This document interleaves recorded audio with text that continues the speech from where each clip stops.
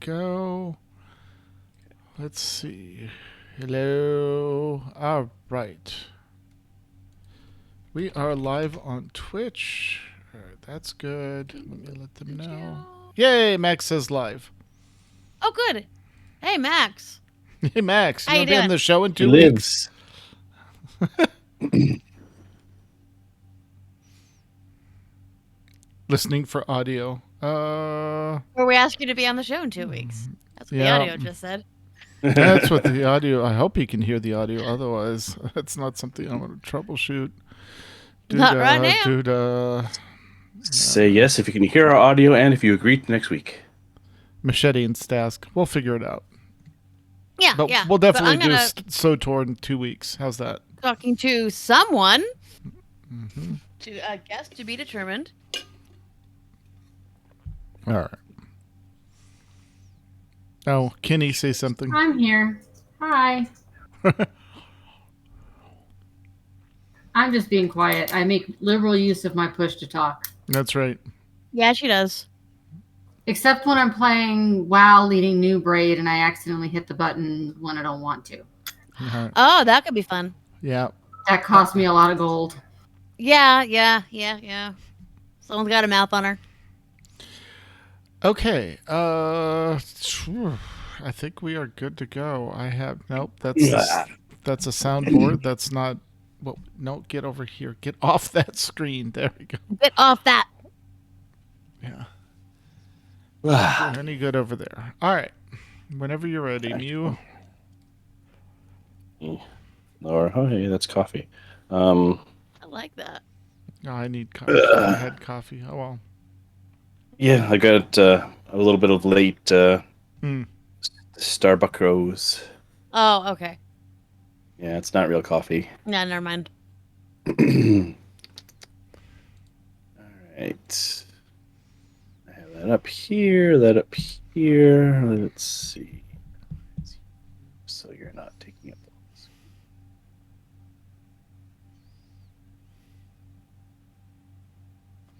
Okay. This will be fun because my voice can be all over the place lately. Mew is going through second puberty. Indeed. Get out of my head. Too late. No, I know. Okay, close enough, I think, at least for government work. Alrighty, shall we? Yeah. Mm-hmm. Okay, starting in 5, 4, 3, 2. On this episode of the AIE Podcast. Congratulations to our new officers. Happy week of one-shots. Are you ready for cross-faction? AIE is, sort of. In theory. In theory. Yeah. Happy, really in theory. Happy birthday to Lotro. And we have the floor tank herself here, Kenny, to talk to us about AIE in ESO. You're here. All that and more coming right about now.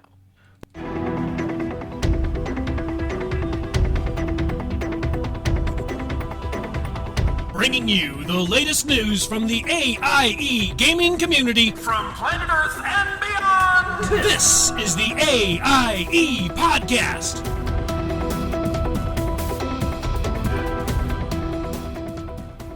And welcome to episode 402 of the podcast celebrating you, the ALAS gaming community, the Die Had Spin podcast.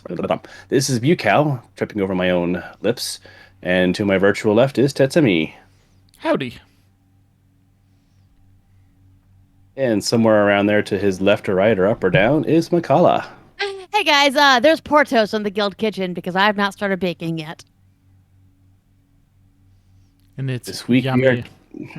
Yeah, it sounds like it.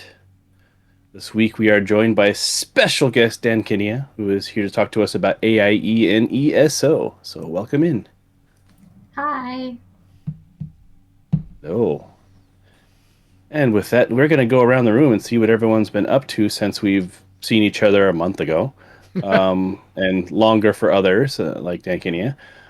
What's been going on with everyone, starting with Pets.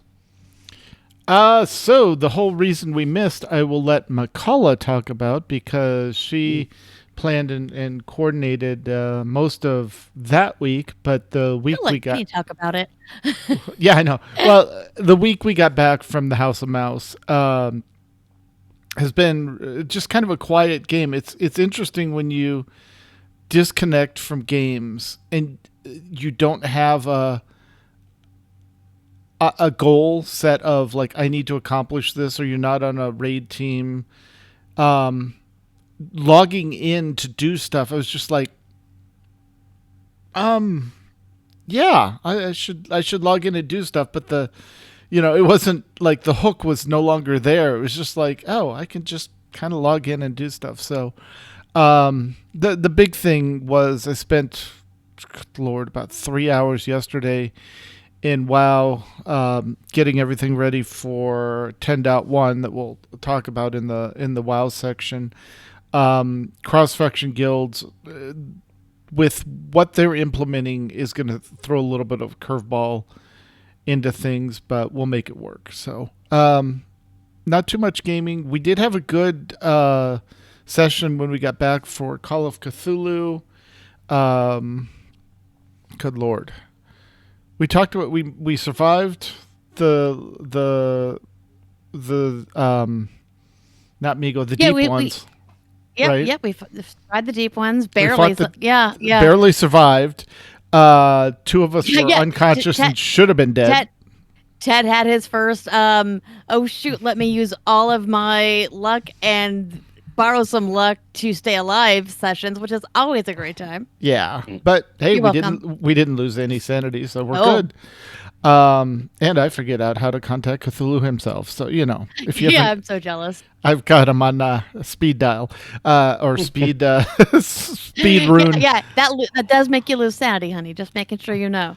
No. He just moves over to Cthulhu sanity. It's just the same thing, just kind of different. Anyway, so we had that, and then we're heading back to where McCullough's group came from when I kind of joined in, which was Cobb's Corner.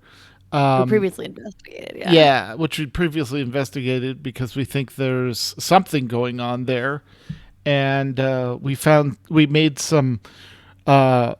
McCullough made a brilliant jump between a note that they recovered like weeks ago in a journal and the current situation, and like put the two together. We went, oh, now we know what to do. And the GM was like, I didn't think you guys would put that together so quickly. Well done. And so we went and visited a widower who had some more information that we needed, and presented her with a pie and sweet talked her and gave her some news that broke her out of her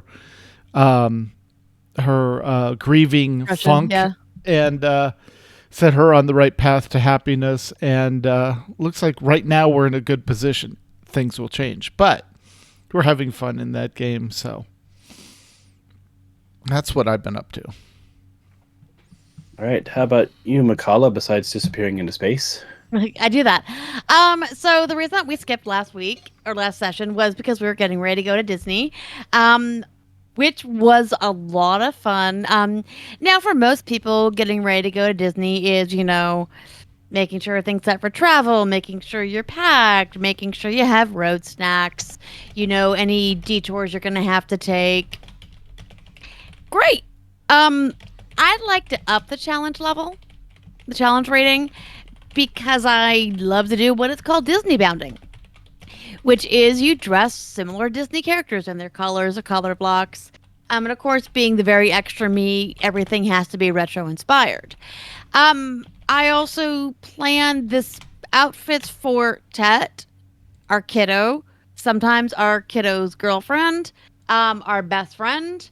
And when you're doing 8 people, you try to kind of make sure everyone's on the same page.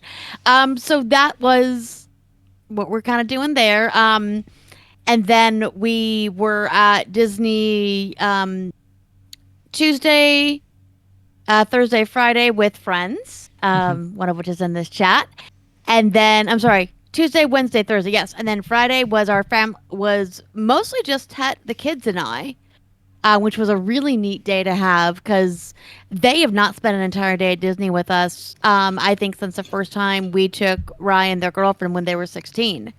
I think after the first day, they just left us. And As then, you do. as you do, when you're 16 and 17, and your parents say, "Go have fun at Disney. If you want food, let us know." Um, and then Saturday was what was called the Dapper Day Expo, which is a big thing at the Disneyland Hotel where there's all these great retro vendors and everyone's dressed amazingly. So Tet was a sweetheart and did Prince Charming to my Snow White.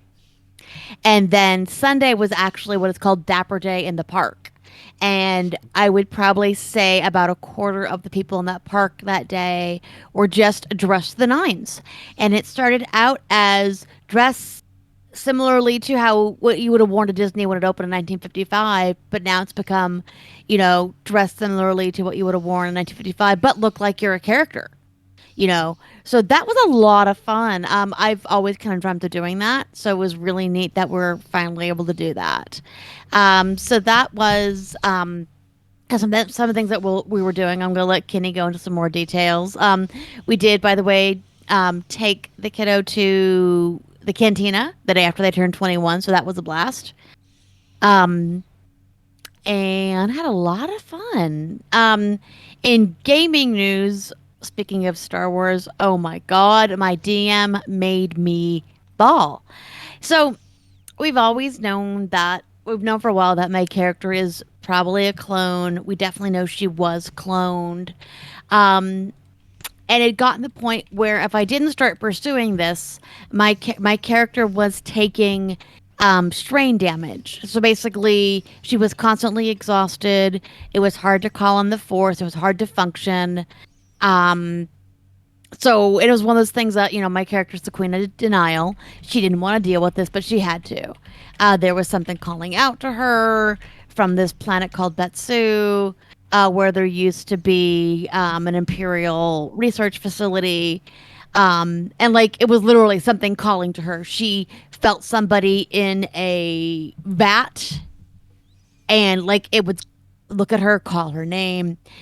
So finally we had to investigate. We were given time away. So, we get there. It's an abandoned facility. There's something bad happened there. So it is, quarantine. It's abandoned. We get in, they find her mother's personal quarters. Oh, hey, there's still a data pad there. Let's see what's on there. And it literally starts out with, it's been 2 years since my daughter died. And at that point, as a parent, as somebody, playing a character who really is super conflicted, playing a character well, I had a family. I love my family. My family, is Imperial and I left. But putting myself in that mentality and, finding out that she cloned Kay because her child died in a training accident at the academy and she couldn't live without her. Yep. So right then and there, I just start bawling. I just start crying in game. So then, we continue on. We get to her lab. We find out more about the experiment. We find out that they couldn't get Kay's memories transplanted into the clones. There was lots of issues. 4 of them weren't viable. One was really, really super violent. So they called in the Kaminoans for help. So Nala Se comes in for, to lend a hand because Nala Se had mentored her mother. Definitely through the help of the Kaminoans, they get memories implanted into a clone. It works. Dr. Starblade has her daughter back.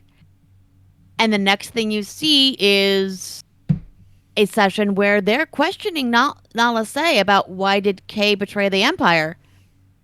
And her response was, I just gave her free will. I undid the indoctrination that you had done to her, and she chose to leave the Empire.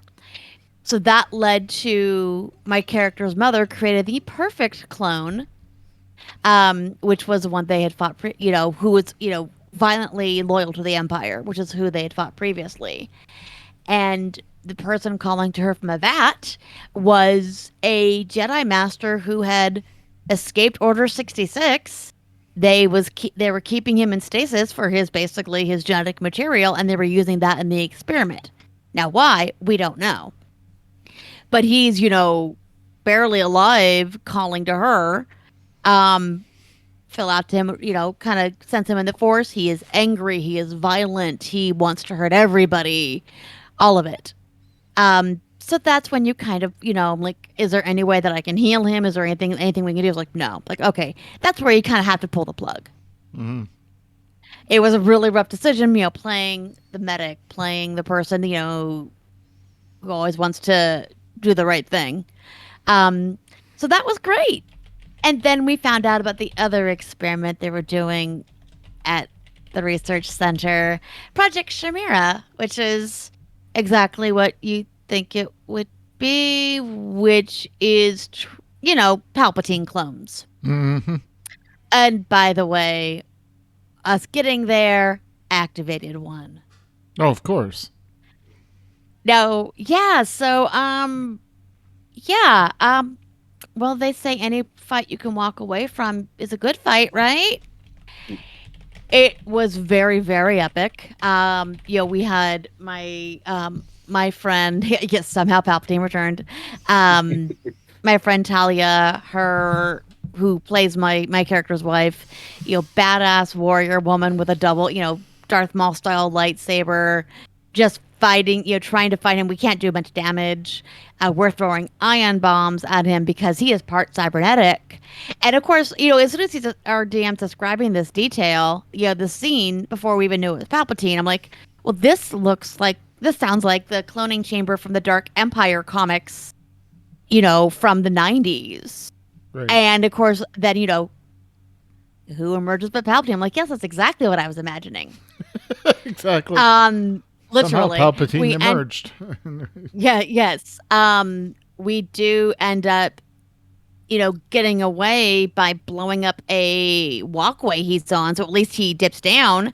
So we can run. Not before, of course, as he realizes the, badass Jedi warrior woman he's fighting has a weakness, which is her wife, who's already at half strain. So, I opened up the achievement choked by the Emperor. But we did get away as the station was kind of falling apart around us. But that's gonna I'm certain that's gonna come back. This is not gonna last. This is not the last we've seen. That's gonna leave a mark. Yeah, and then I left for Disney the next day. Like you do. And ran into the First Order and sassed them. Oh God! Yeah. I did. We have video of it. Yeah, I did the I absolutely did the "These are not the Jedi you're looking for." Yeah, because it's like, I need your identification, and she did the "you don't need to see my identification." And then his partner leaned over and looked at her and said, "Yeah, we know, Jedi." I would also like to say sass. I was wearing a bright orange dress. Yeah, because she was doing her rebel pilot or rebel look, and I was doing the TIE pilot. Bounding, I was doing. Yeah, I was doing Harrison Dula. And and Kinney has a story also from that day because her husband had a run in. Yup. Yep. Yeah, I was say, might as well just transition over to your side of things and see what you've been up to. So this Disney group trip we've been referencing was years in the making. We actually first started planning it back in like January of 2020, and we were supposed to go in November of 2020. Well, we all know what happened there. So this year we were finally able to make it happen. There were 8 of us in our group, and to make Makala happy, all of us did a version of Disney bounding. So I did the look, Leia on Endor, so the camouflage and the green colors. But my husband did Han Solo. So I have it ready. You have the picture ready? I have the picture ready. So, the white shirt, the vest, the whole setup. We spent the day over there, and this was my husband's and I first time going to the Star Wars area of Disneyland. So it was just an amazing experience.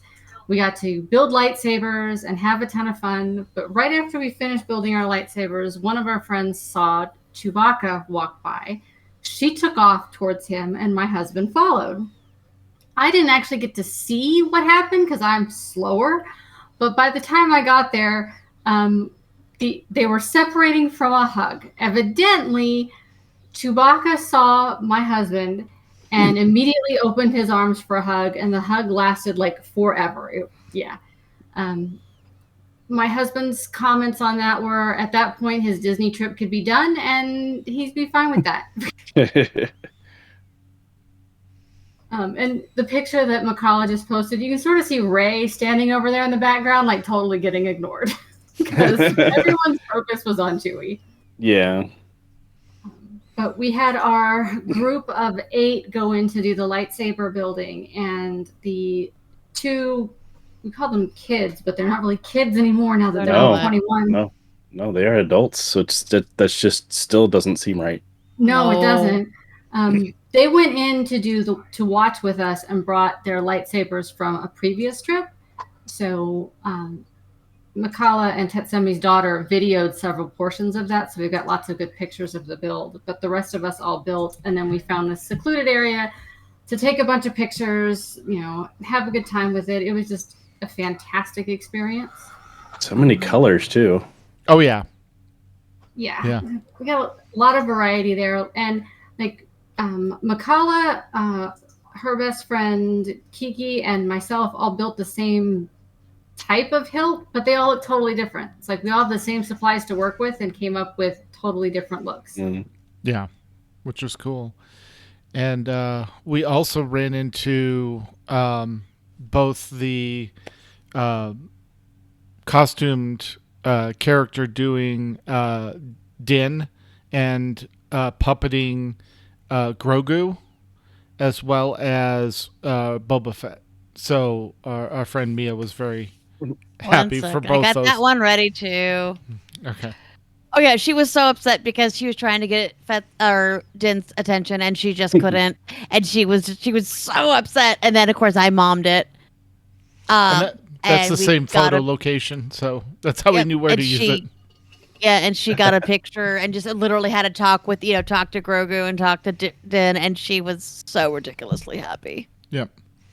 And we also ran into Ray, and then the cosplayer doing Fennec Shan, yeah. So. And then there's a character who is just there's some of the books, V Murata, who is a fabulous resistance agent. And she and I had a great conversation because, she also is wearing bright orange. So, we see stormtroopers, we both kind of hide. And then we have a great conversation. It's if you've not been to Black Spire Outpost at either Disneyland or Disney World, you need to do it. It's an adventure. It's so good. Yeah. I think the last time I've been to Disneyland was probably a BlizzCon. It's been a while. Wow. Yeah, that has been. Yeah, that was just a fantastically amazing day. The second day, we spent most of that in Disney California Adventure, and we all did Avenger-themed outfits. So, of course, we had the 2 captains. We had the Spider Fam, as we were being called. My husband did Spider-Man. I did Spider-Gwen. And our friend Mia did the Miles Morales. We had a Hulk, a Loki, and I'm drawing a blank. Rye was T'Challa. Yes. I tip of my tongue, couldn't remember. So we got a bunch of pictures there doing that, which was, a lot of fun as well. The photographers did a great job in that area of the park, like posing us and just, that was a lot of fun. The final day was a little bit of back and forth and lots of good food. Yeah, I can only imagine what kind of food they have in Star Wars Land. Oh my God, honestly, they had the best food. The Rongeless wrap is like my very favorite thing on the planet. Yeah, and like the themed drinks, not the overpriced alcoholic ones, but like the juices and stuff like that they had were super tasty. The alcoholic ones were pretty tasty too, but a little bit pricey. Yeah. But yeah, it was just a fantastic trip. 3 years in the making, and we're already talking about doing it again in another 3 years. So it was just a ton of fun.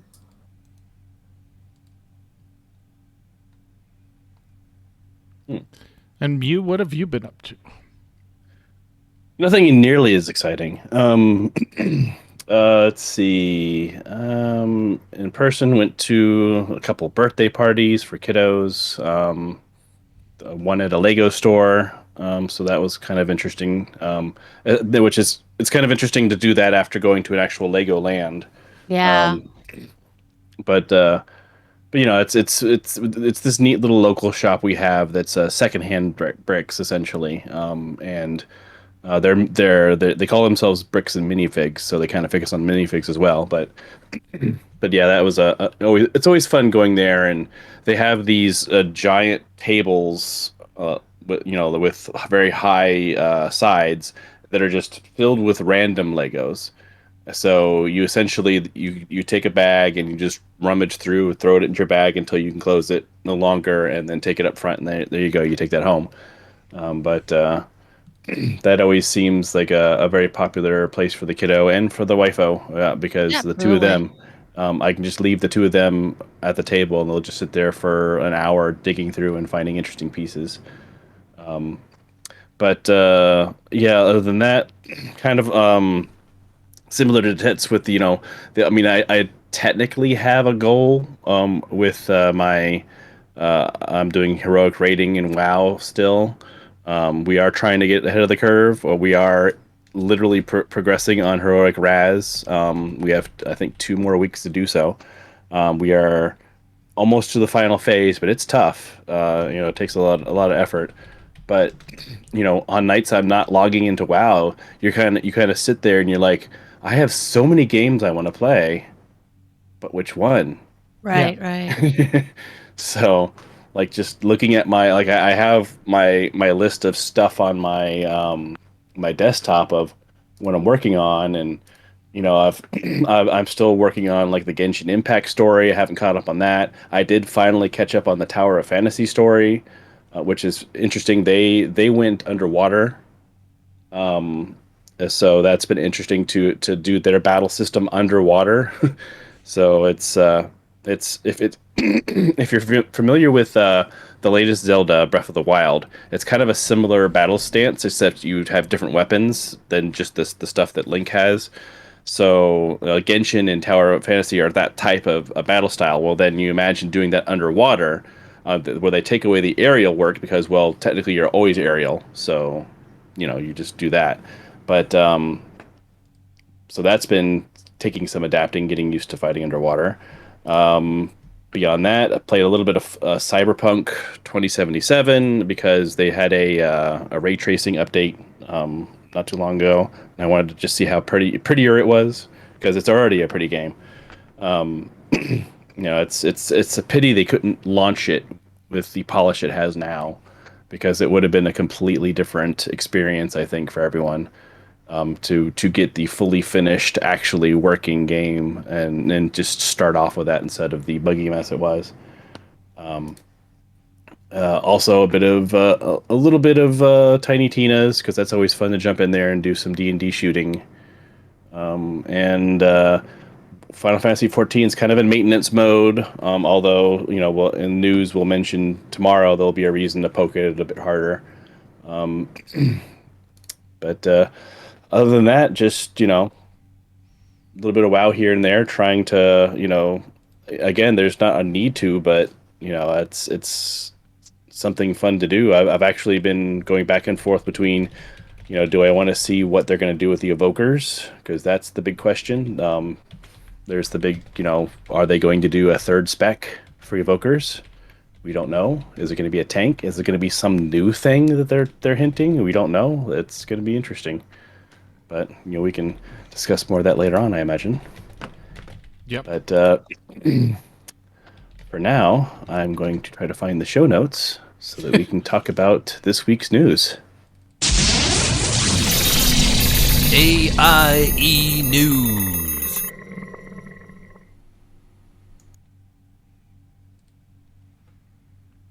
All right. And McCullough, Well, there I am. Yes, I am to the notes. All right. We're happy to announce that we've asked 2 new officers to help with the community, and they have maybe not so wisely accepted. You're going to have to help me with this first name there. Rintallison.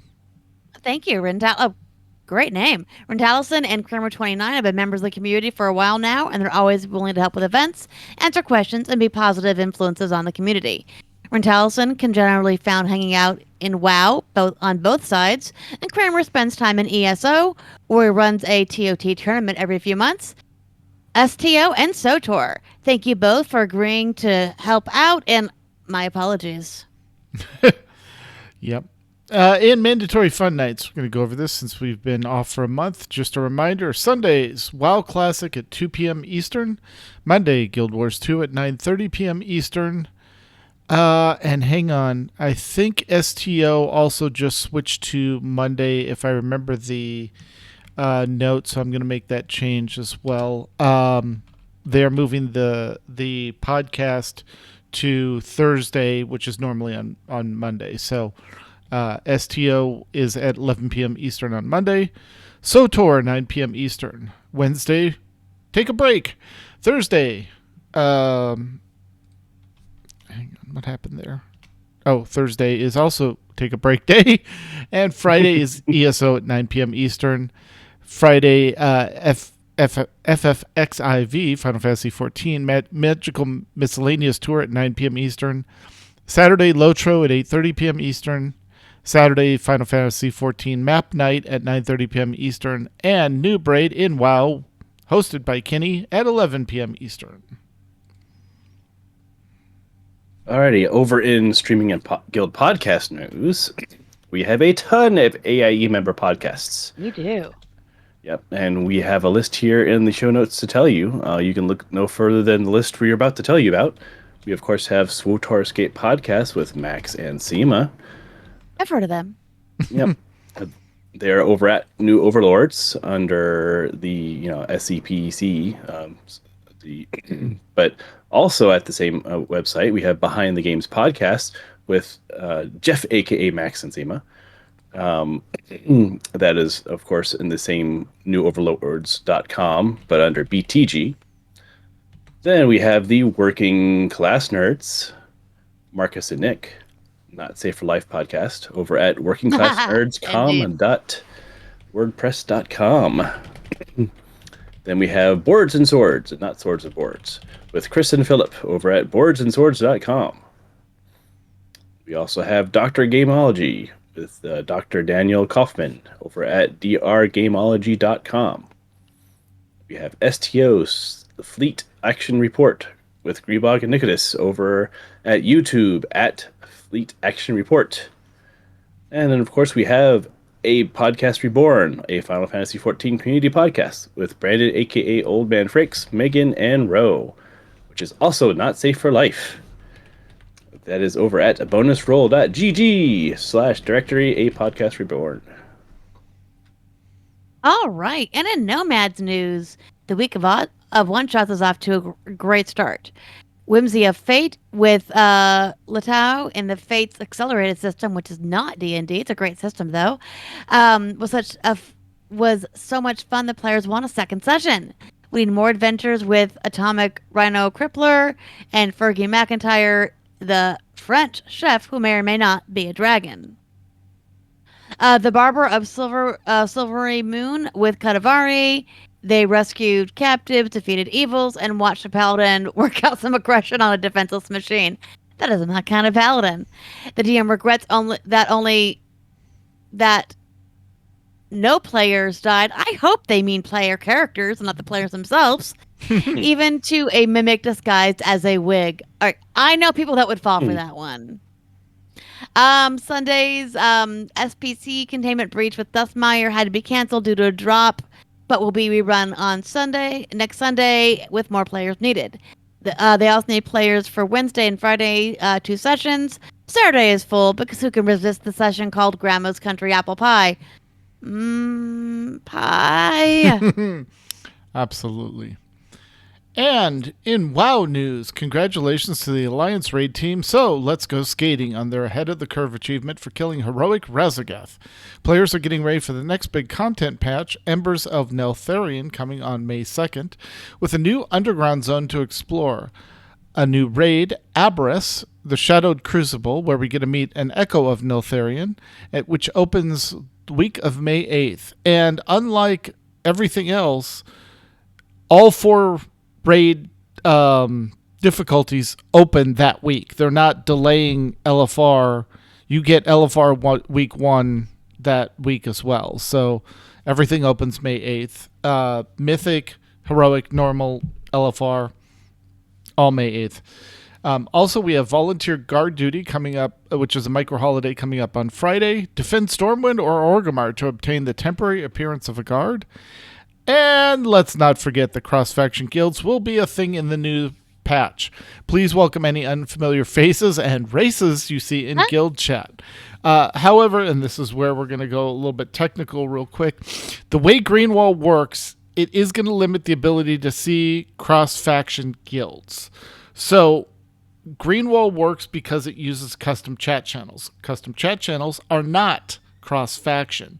So if McCullough's in Guild 1, Muse in Guild 2, and I'm Horde, that message will go from Guild 1 to Guild 2 for the Horde players.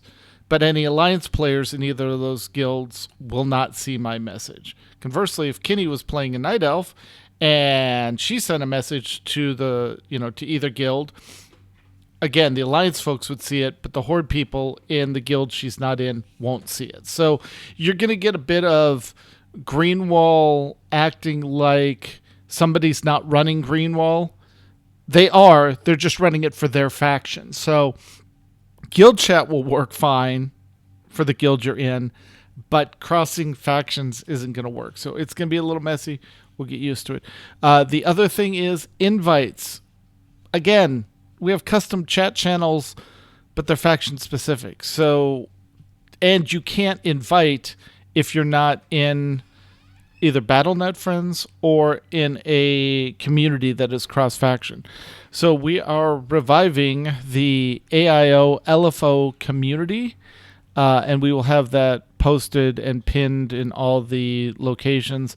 Anyone, either faction can join, ask for an invite, and then we can invite you because you're in that community, and then you're good to go. So,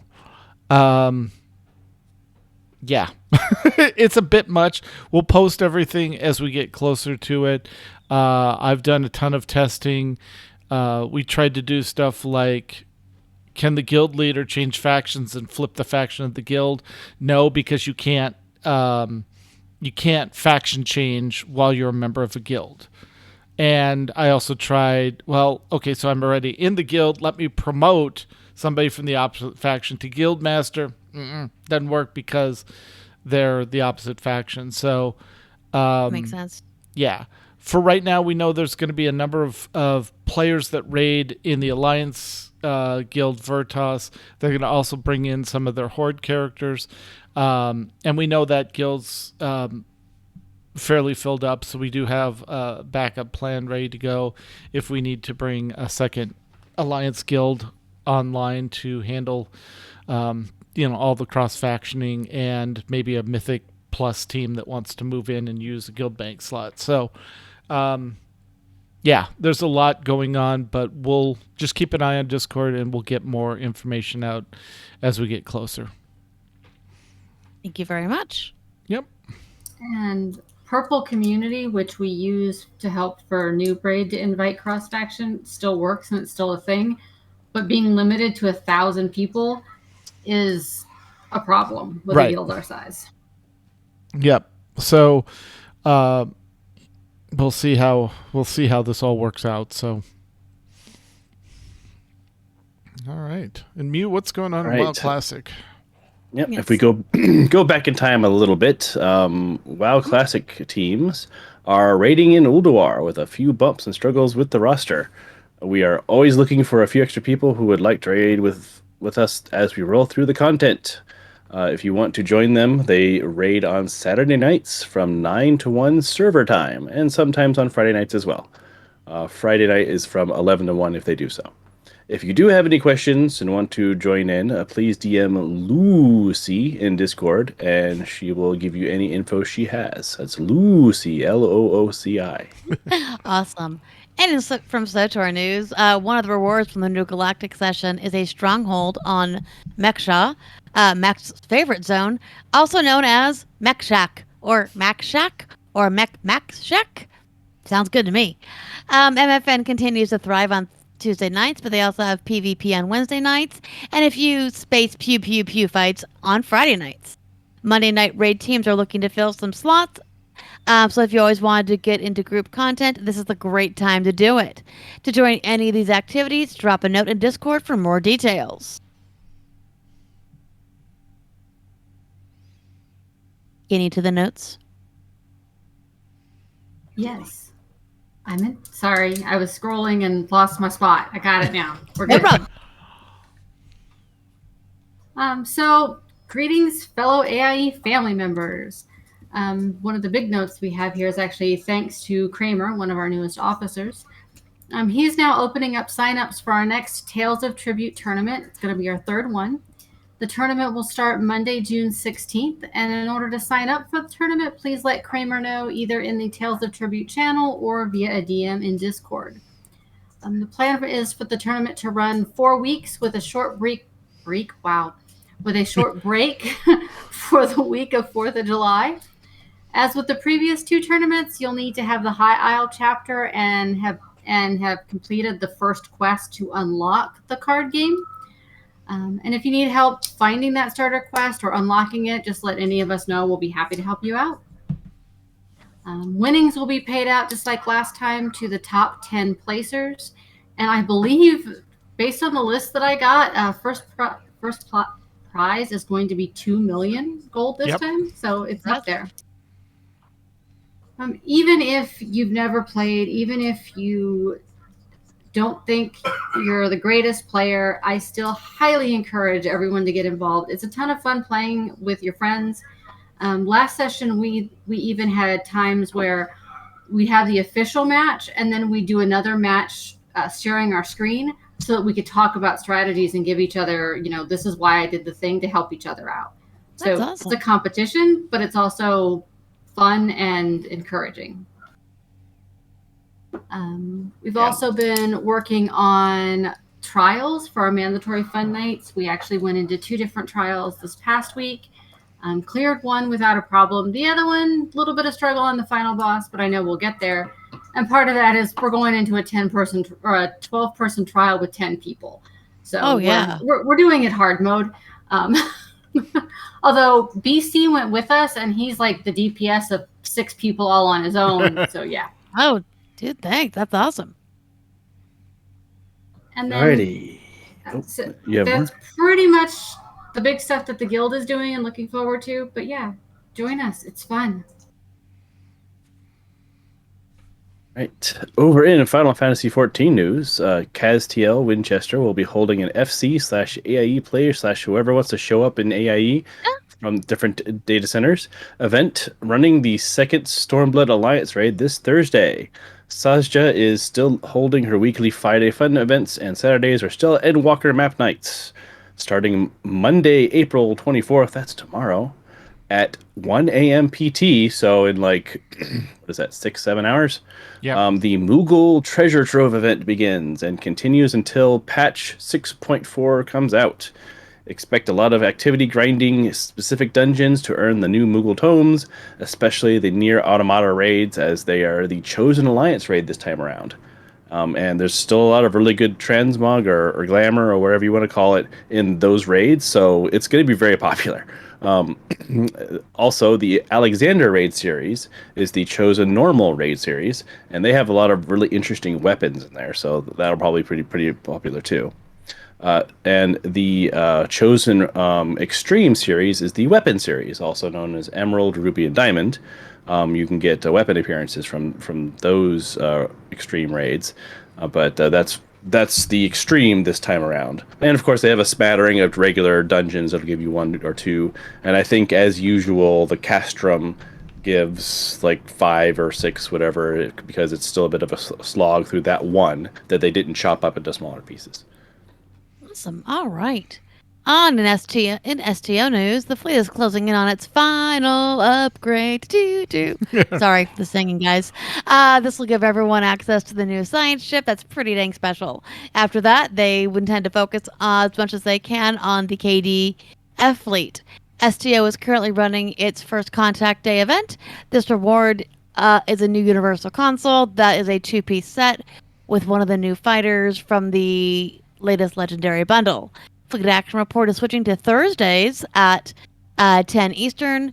Fun Nights will be moving to Mondays at 10 p.m. Eastern. This change will far better serve the community by being able to catch updates and content releases when they happen. This change, by the way, starts this week. All right. And I did update that in the notes that it is 10 p.m. Eastern.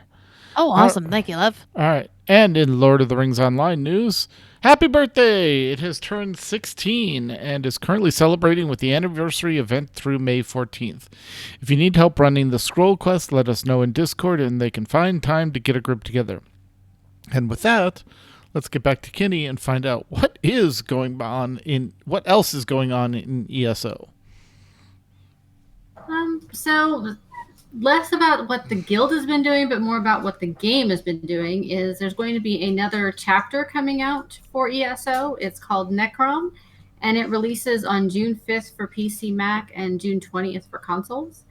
It's going to be part of the Shadow of Morrowind saga that'll span a good portion of the year, and actually already started with the last DLC update with a couple of dungeons. And there's a prologue quest out as well that you can grab for free in the Crown Store to kick that storyline off, to give you a little bit of background. As usual, we're going to get some new zones with this. It'll be 2 new zones, but the highlight is the new class. The new class, which is going to be the Arcanist, has a new combat mechanic, which involves using class abilities to generate a resource that lets you then empower those abilities. But just like all other classes in ESO, you can play any role, tank, DPS, healer, doesn't matter. Any type of build, ranged, melee, it's entirely up to you, which is one of the great things about the game is any character can do anything, basically. So that's really the big news as to what's coming out and what we're all looking forward to. So awesome. Any Go ahead. sorry. No, go ahead. Oh no, you have the cat. You're fine. I have spoken. Wrong game. So Kenny, because I haven't been around for ESO when they introduce a new class. Generally, if you've been playing, you have your champion points. So yes. when you start the new class, you'll have all those champion points that you've saved up to go in and ready to go, and then you'll just have to gather the normal skill ups to get your class abilities and that sort of stuff, right? Exactly. All of the champion points you've earned on other characters carry over, and you can assign them from level 1. You don't need to wait until you hit 50 and start earning them on that character in order to assign them, which definitely gives a big boost right out the gate. It'll increase, damage, speed, crafting abilities right at level 1. Okay. Yes. And also the weapons are typically tagged like level 50 CP 160 or something like that. I think is the highest level. So you're still not going to be able to use the high-end weapons and stuff until you get to level 50, and then once you do that, you'll be set. Yeah, so you'll be going like 1 to 49 to superpowered 50. So. Exactly. Yeah.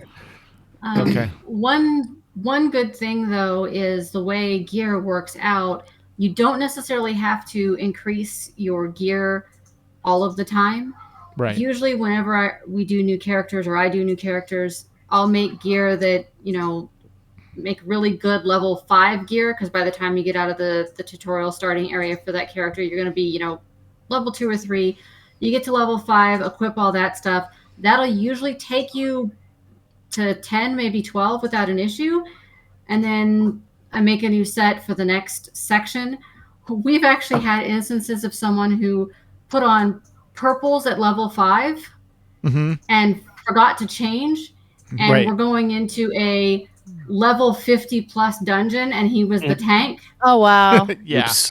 Why am I so squishy? Well, his wife was going to heal him and struggled to heal him, and she was getting really frustrated because it was her first time trying to heal. I swapped over to full heal spec for my character, and I could barely keep him alive. And then he looks at his gear and he goes, "Oh yeah, it's all level 5." Oh my That'll do it. gosh. That'll do it. We still finished the dungeon with him in level 5 gear, so it can be done. It's just super hard mode. Oh, wow. And also, if you're looking for gear, especially for your companions, don't forget we have a guild bank. The big thing is, I don't even know. I want to call it green or orange gear, but basically, if it's not blue or purple companion gear, don't put it in the guild bank, please. We've got enough. We got enough variety with the blue and purple. We don't need the lower level stuff. Yeah, and by all means, take whatever you might need for your characters out of the guild bank. We've got tons of recipes in there, tons of style pages. We just got finished with the big anniversary event where you earned not only event tickets, but style pages from opening up crafting boxes. There's a ton of that extra stuff in there that people get duplicates, they donate it, which is fantastic. So please take it if you need it. Yep. And we try and go through about once a week or once every couple weeks and clean up the guild bank. It was getting close to the 500 max, so we went through and cleaned it up and then made sure everything was stacked so we're not using weird guild bank slots. Don't put milk in there. Yeah. Don't put milk in there. No milk, no cookies. Milk. And you're limited to 1 fishy stick per person. Yep. Very important rules. One big struggle with the way the guild bank works is if there's a stack of 3 in there already and you put in a 4th, it puts it in its own spot. It doesn't automatically stack it. Oh, and that's not good. And you can't split stuff that's in the guild bank. So if there's 2 of an item and you want 1 of them, you have to take out both, use the one you want, and then put the other back. Yes. We're aware of that. We know it's an issue. I will get occasional DMs going, "I just took 10 of these out, but I put 9 of them back. I hope that's okay." It's like, that is totally fine. That's how it works. We see the logs. Yeah, you can see the log. We can tell what you're doing. So I found an add-on, Kenny, that I used to solve that problem for the guild bank at least. I'll have to find what it was, but basically it you open up the guild bank and you tell it, it's Roomba. It's literally a Roomba. You tell it, clean up the guild bank, and it puts everything in the same stack that's all the same item. So that should help reduce the number of things. But yeah, again, we know there's not like WoW where you can't just say, I want 1 of 10. You take the 10, grab the one you want, use it, and then put the 9 back and you're fine. Right. Yep. So. That's true. An Arcanist is going to be... Is Arcanist going to have all 3 specs, or is it just DPS and healing, or is it just DPS? What's the... I forget what roles it's going to play. It can play all 3, just like any of the classes in the game. It just depends on how you build it. So you could do tank specific or DPS or heals. It doesn't matter. The big difference that it makes when it comes to that is more your weaponry and your armor. So with the Arcanist being primarily a Magicka-based class, I'm guessing it's going to be a heavy hitter when it comes to DPS, but you could very easily put heavy armor on it and use sword and board and have a solid tank. Like my Sork, which is Magicka-based class, I can make her into a tank really easily, and I have tanked on her when I've needed to. So right on the floor. On the floor and in a dungeon. Right. But yeah, just like all of the classes in ESO, it's very easy to play the character the way you want to. Mhm. You just might have to switch the weaponry around a little bit. Sure, but yeah, situational. Yeah, I'm still getting used And- to on my Dragon Guard, because I've been working on my bow skills. So I normally sword and board, but then there's certain situations where you want to use some of the bow skills, and so just learning the controller to toggle between the two sets, do the abilities you want, toggle back to the other set. It takes a little bit getting used to, but it's a fun play style. Yeah, the weapon swapping can take a little bit to get used to. And with some of the things that they've added in, like the armorer that is a companion you can pick up in the crown store and summon wherever you might need them, you can change your build totally on the fly. Oh, nice. So if you just pull them out and say, I want to use this set up here. I mean, you save the builds ahead of time, but then you pick which one you might want to swap to. So several people will have a crafting specific one and then a DPS specific one or a tank specific one, depending upon how they want to spend their champion points, Right. which also opens up a lot more variety in what you might use for your actual skill points too. Yeah. Very cool. So are you going to try the Arcanist out, or are you happy with what you're playing now? My Sork will probably always be my favorite, but I will absolutely try it out and level it up. I've got pretty much, I think I've got almost one of every class at this point, so why not have that one? Right. Yeah. Cool. Awesome. Mew, what have you been playing in ESO at all? I haven't had the time. Like I don't even think I've tried the new companions yet. Okay. So yeah, it's been like literally just too much going on. Like, you know, I thought Yeah. I might have more. It was because when I would have had time to play ESO, I ended up getting sucked into Guild Wars 2. And Right. then when I thought I was finally taking a break from Guild Wars 2 to play some ESO, WoW suddenly became actually playable again. Right. Yeah. So that you know, that threw everything for a loop. Okay, you two. They're getting restless over here. That was this morning. Yeah. But yeah, no. I mean, I want to get in there. Like, I haven't. I think isn't there also a Necromancer class, or is it just the Arcanist?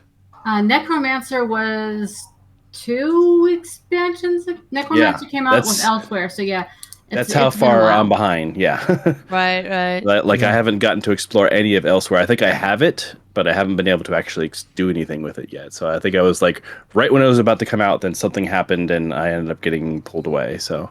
Gotcha. But yeah, I have many large mansions that I still need to fill. Yes, housing is the true end game in ESO. Mm-hmm. But yeah, So same many thing. Like houses. I keep getting the new classes are always fun to play with, but I always get sucked into my sneaky murderer. It's just something about that class, you know, being able to be essentially invisible, even though you're standing on the toes of the guards. Is there just something about that? It's just so fun. So. It's like, oh hey guard, yeah, I'm gonna steal from you as you're staring me in the face. This is fun. I do like that idea. If you are a Khajiit and you are a murderous thief, that's also the proper class for it. Yeah, they can't see you. So That's awesome. Are you Khajiit Shadowblade or? yep, yeah. Yeah, I have one, but she's at 20 right now, so I'm still working on it. So. I know that was my first level 50. That's the one. If I want to get something done, I pull that one out, and that one can do almost anything I want. Everything right. Cool. Yeah. Khajiit has nothing. You don't see Khajiit. Nope. Well, and way back before they changed the vampire skill line to be less useful for magicka users, Mhm. I had vampirism on my Sork, which basically you went to instantly hidden as soon as you crouched in shadows. So my Sork was also my thief. She's wow. the one that I finished the Dark Brotherhood with and the Thieves Guild with. Because with the vampirism, it worked perfect. Now I got rid of that, unfortunately, so she's not quite as stealthy. Yeah, I had been debating the vampire side, but I ended up not going with it because I liked the way my character looked and didn't want to deal with the side effects. Right. Yeah, I was was fine with the side effects, and the fact that you could move at full speed while stealth was another major benefit of having vampirism, which I can see so. my Yeah. current character doesn't have. Well, my main character no longer has. Very cool. All right, is that about it? Should we wrap it up? Sounds good to me. Yeah. Alrighty. Well, that should be our show for tonight. While the chat room begins suggesting show titles, we want to thank Kenny for joining us. So thank you, Kenny. Thank you, Kenny. Anytime. If you have any twittering, as long as it exists, or people can probably find you in Discord, I imagine. At this point, Discord is the best place to find me. I'm pretty much I still have my Twitter account, but I haven't used it in forever. And due to technical issues, I'm not quite streaming as much as I used to be. So Discord's the place to find me. I've actually started using Mastodon more, just because it's essentially what Twitter was. So Yeah. Excellent. I've played with it, but I'm not quite as invested in it yet. yeah, you do have to do a little bit of work to get it to where it's more usable. So Yeah. That's what I've heard. Awesome. Well, if you have questions or comments for the show, email us at podcast.aie.org@gmail.com. You can follow us on Twitter as long as it exists. The show is at AIE Podcast. Mew is at The Mew Cow. I am at Cyberwave. And Ted is at Ivory Tiger. We record live with video approximately every other Sunday, depending on the week, the phase of the moon, and if we're going to Disneyland or not, at 8 p.m. Eastern, 5 p.m. Pacific. You can join the chat room and play along with us on our website, AIE-guild.org /podcast /live stream. I forgot the dang word dash again. It's okay. And look for the links on our Discord server at AIE-guild.org. For our past episodes, you can find them on YouTube channel. Just look for the AIE Podcast. I'm not reading that out loud. The theme was composed by the amazing Andrew Allen. Follow him with Keys with Soul or visit his website, andrewallenmusic.com. And this is where we would play the AI member segments if we had received any this week, but we haven't. Just remember, if you want to have something played at the end of the show, generally 90 to 120 seconds, 1.5, 2 minutes, and keep it family friendly, and we're good. Unless you're Lank and that's 120 minutes and it's not family friendly. No, then we you just become put it your on own its podcast. Show. Yep, exactly. yeah. And next time we'll be talking with a guest to be determined here about SOTOR. So until then, AIE. This is Dan Kinney, yeah? This is Mikau. This is Tetsemi. This is Makala. And this has been the AIE Podcast. Woo! Yay! Yay! Thank you, Kenny. You're Yeah. welcome. All All rules right. are off for Lank. At least he thinks they are. Hey, we did a thing. All right. Cool. And We remembered how to do a thing even. Yeah, I forgot how to talk halfway through the thing. that's okay. Well, at least you didn't do that on Wednesday during your interview. Yeah, Or True. on Thursday or Friday while we were conducting any interviews. exactly. True. Exactly. Oy All vey. right. Wait for a couple more. See if we have any more show titles. If not, we will go ahead and end the stream and get everyone out of here so we can have dinner. So, Yeah. Kato's being cute down here. yeah. Oh my gosh, the cats. What the hell? Yeah, They wanted that's- attention. They wanted to be the store. They wanted to be the stars of the show. Figgy. Yeah.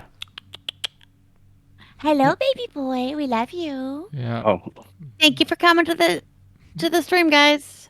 All right. Talk to see you later.